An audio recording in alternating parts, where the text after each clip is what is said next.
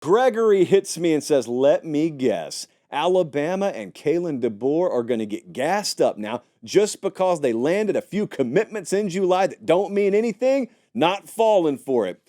You better fall for it, Gregory. And let me tell you why. The Gregorys of the world, Greg and people of his ilk, and we know because we looked up the tweet history, were the same folks in January throwing around terms like Husky Harsin. You went from Husky Harsin to Seattle Saban in record time. I'm not forgetting. In fact, I bookmarked them by the dozens because your boy here had the audacity and nothing but a white t-shirt to come on air and say, I don't think Kalen DeBoer is going to be straight up trash recruiting.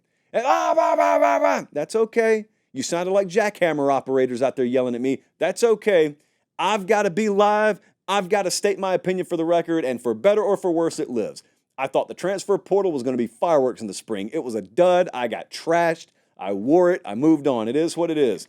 But I'm tired of putting on the clown nose. I want someone else to put on the clown nose. So, Gregory, grab your clown nose. What's he talking about? Well, since the last time you and I spoke, which was only 72 hours ago, Alabama has landed five-star wide receiver Caleb Cunningham out of Mississippi, five-star offensive tackle Ty Haywood out of Denton, Texas. They also, just for good measure, saw Keelan Russell, Elite 11 MVP, current committed quarterback to them. They saw him elevate to five-star status. They've got 10 players committed in the top 100 right now. They are pushing Ohio State for the number one class, which is a sentence that I feel is being said in an alternate universe. Because as highly as I think of DeBoer, Courtney Morgan, that entire machine they've built over there, even I found that to be a wild stretch of the imagination. And yet there they are, not only breathing down the neck of Ohio State, number 2 class in the country right now, 94.68 average player rating is the highest in the nation with 22 commits. What happened? What happened, Gregory? What happened? Well, it turns out that recruiting the South is very difficult, but also not nearly as difficult or convoluted as some of you make it sound. Some of you think if you don't know every highway and back road in Alabama, then you're going to be lost down here. And that is not what it takes to recruit the South. Someone could land here from Mars, and if they're really good at connecting with people, they're really good at selling their vision, and they're grinders, and understand what grinding really means. Not, man, I've worked 42 hours this week. I'm exhausted. No, if you're really a grinder, then you will recruit any region of the country effectively, the South or the North Pole. If you grind, if you understand people, if you understand your vision and how to sell it to them, and you're well-resourced, because NIL has a lot to do with this, but not nearly as much as maybe some outsiders are painting it as at the moment, then you will recruit the South. You will recruit any region very effectively. The list, it's just funny to look back now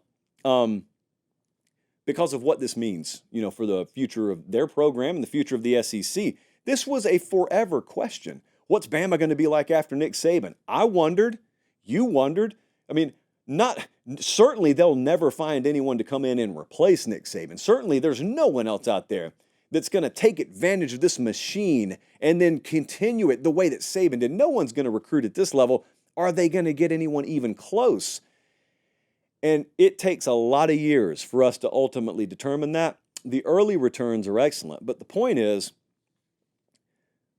when this staff got hired at Alabama, okay, here's a list right here of the people who question their coaching ability. It's a blank piece of paper. I didn't hear the first one. Even the biggest fool amongst us never questioned Kalen DeBoer and his college football staff being able to coach this game. The tactical side, the evaluation, the development, the X's and O's, no one questioned it. Over here, there's a scroll a mile long of folks who thought, they ain't going to be able to recruit, though.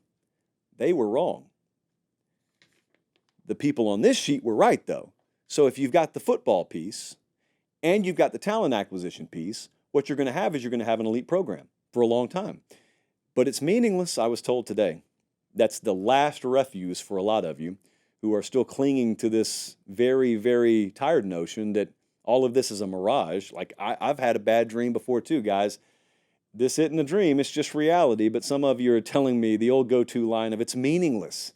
Verbal commitments are meaningless. And longtime viewers and listeners to the show know what I always love to do with that. I've never actually collected on this because no one's ever taken me up on it. They got what, Jesse? 22 verbal commits? I'd actually call that 21. I think there may be a decommit coming down the road. Anyway, let's call it 22. 22 verbal commits for Alabama right now. I will put $1,000 up per kid that decommits if you'll match it and put $1,000 up for every kid that remains committed in this class. I want you to show me how meaningless these verbal commits are with your wallet. I'm happy to do this. You know what? Feeling brave tonight. I'll double it. I'll put up $2,000 per decommitment, and you only got to put up $1,000 for every kid that remains committed. There are 22 of them right now. Who's willing? I'm looking at the live chat. Jesse's happy to take down your contact information. Who's willing to do it?